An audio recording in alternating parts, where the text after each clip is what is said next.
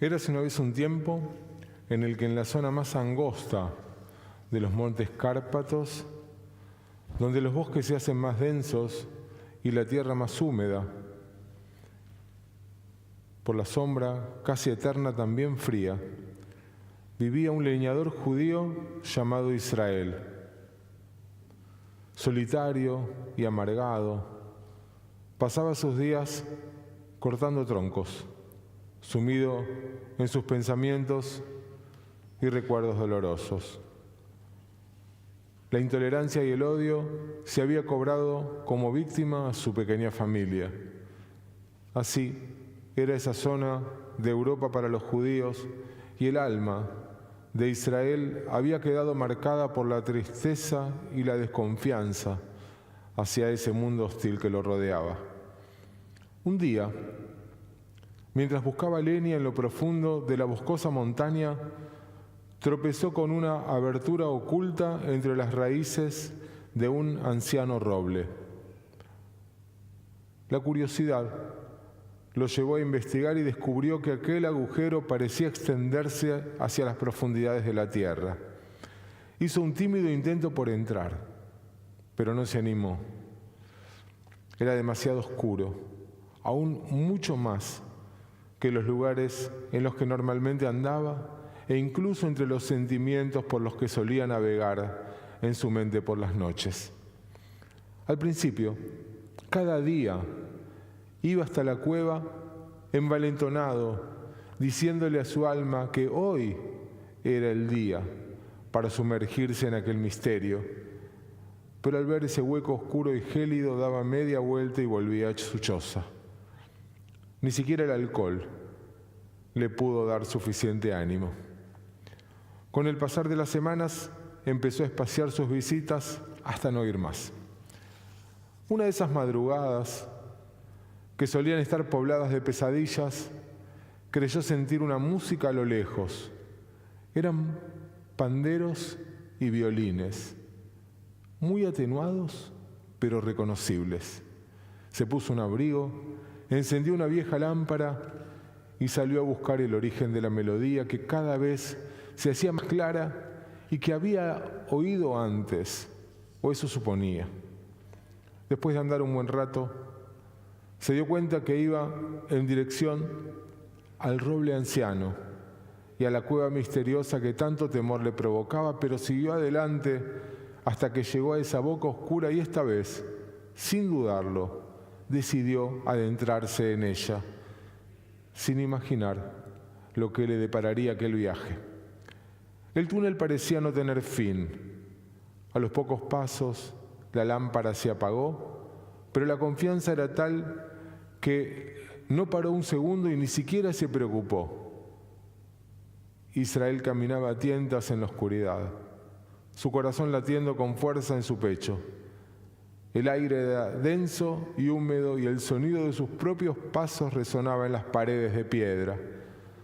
El leñador se sentía como si estuviera cruzando los límites entre la realidad y la fantasía.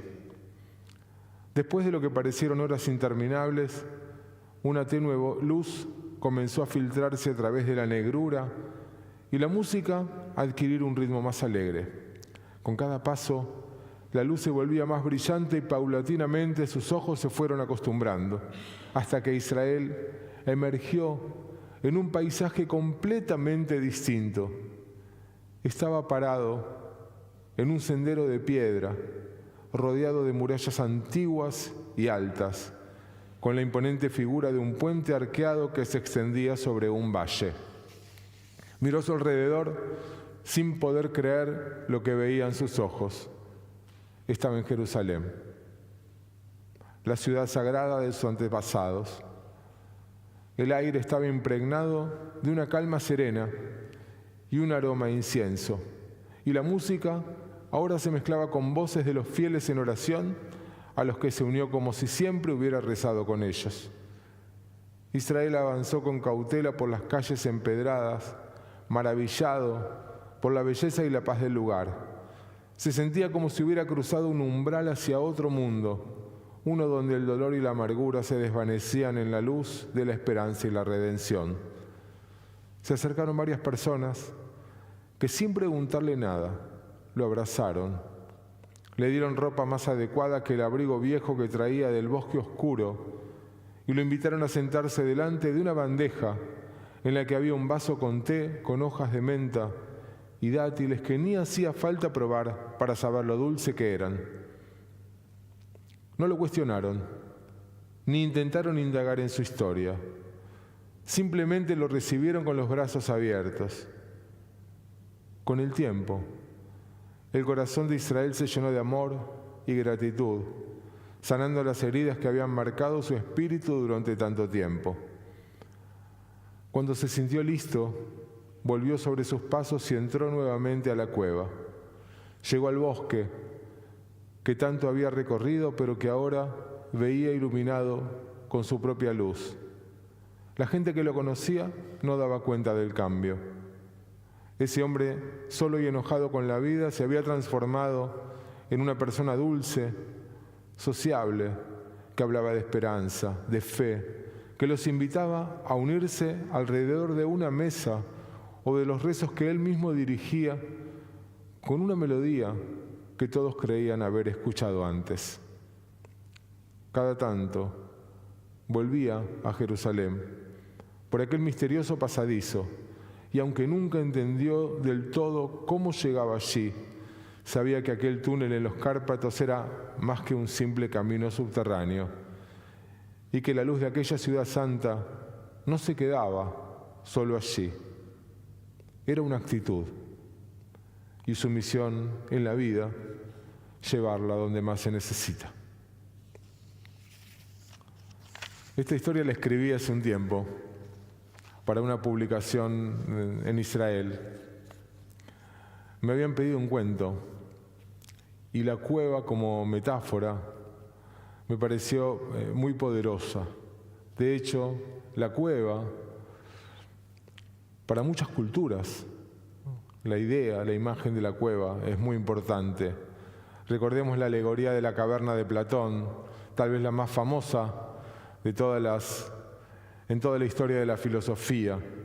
Para los griegos, retirarse a las cuevas, descender en ellas, significa ir a buscar allí la sabiduría, la riqueza, el asombro. Creían que la oscuridad les abría un camino hacia la iluminación. Sería para muy largo, y no es mi intención ahondar esta noche de Shabbat en el pensamiento griego, aunque es muy interesante la idea de cómo en las profundidades y en la oscuridad se puede lograr encontrar verdades elevadas, pero también que el mundo en general las rechaza, como aquella de la alegoría de Platón. Los judíos también tenemos historias y desarrollo de nuestra cosmovisión a partir de este lugar como símbolo. Yo conté aquí mismo una historia del Talmud que está en el Tratado de Shabbat, que supuestamente ocurrió hace unos 1800 años, cuando los romanos condenaron a muerte a Rabí Shimon Bar Yochai y a su hijo Eleazar. Primero se escondieron, escapándose a un Beit Midrash, pero cuando se hizo más dura la búsqueda, se refugiaron en una cueva en la que estuvieron 12 años sin hacer otra cosa que rezar y estudiar Torá. Dice la leyenda que adentro milagrosamente brotó un manantial, creció un árbol de cuyos frutos comieron durante todo ese tiempo. Los condenados a muerte, Rabí Shimon Bar Yochai, junto a su hijo, Rabí Eleazar. Y finalmente, después de 12 años de estudiar, 12 años de rezar, apareció el mismo profeta Eliyahu, Anabí, para informarles que el emperador había muerto y que el decreto de muerte había sido anulado. Y después de tanto tiempo salieron a la luz, y lo primero que vieron al volver a la sociedad de la que habían dejado era un granjero que trabajaba duro detrás de su arado, luchando para ganarse el pan. Convencido de ser alguien piadoso, Rabí Shimon miró al trabajador con desdén y le dijo que estaba perdiendo el tiempo dedicándose a algo tan alejado de lo espiritual como el estudio de la Torá, que es eterno. Todo lo que miraban después de 12 años en la cueva lo hacían con tono de prejuicio y de burla. Incluso lo que Eleazar miraba era incinerado en el momento con su propia vista, como si salieran rayos de sus ojos. Y una voz del cielo surgió y les dijo: ¿cómo se atreven a destruir mi mundo? No entendieron nada. Vuelvan a la cueva. Y ahí estuvieron un año más, hasta que finalmente, después de estar en la oscuridad, solos, se hicieron la misma pregunta que muchas veces nos hacemos nosotros, y es: ¿qué quiere Dios de nosotros? Hasta que salieron, un año después. Rabí Eleazar no cambió, pero su papá sí, Rabí Shimon, quien ahora viajaba por el mundo con la misión de repararlo y de sanarlo con bondad. Y al igual que en la historia de Platón, Rabí Shimon se escondió del mundo y ahí encontró grandes verdades místicas. Se dice que incluso en aquella cueva fue donde escribió los fundamentos de la Kabbalah, el Zohar, su libro más importante, durante esos años allí refugiado. Pero de todos modos, a diferencia de la enseñanza griega, vemos que la cueva, en este caso, no es más que un medio transitorio, un lugar de pasaje para adquirir ciertos conocimientos o experiencias para después ir y reparar el mundo. Mañana la lectura de la Torá nos va a relatar tiempos sagrados, ritmos y ritos establecidos, festividades, momentos de encuentro, de salir a peregrinar, de moverse de la comunidad del refugio para encontrarse con la comunidad real y celebrar la vida. La cueva no es un refugio, sino un lugar de pasaje, donde, como en la historia de Israel, el dolor y la amargura se desvanecen en la luz de la esperanza y de la redención. Sepamos refugiarnos cuando es necesario, pero también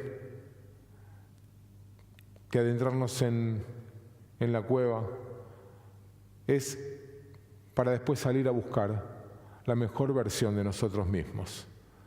Shabbat Shalom.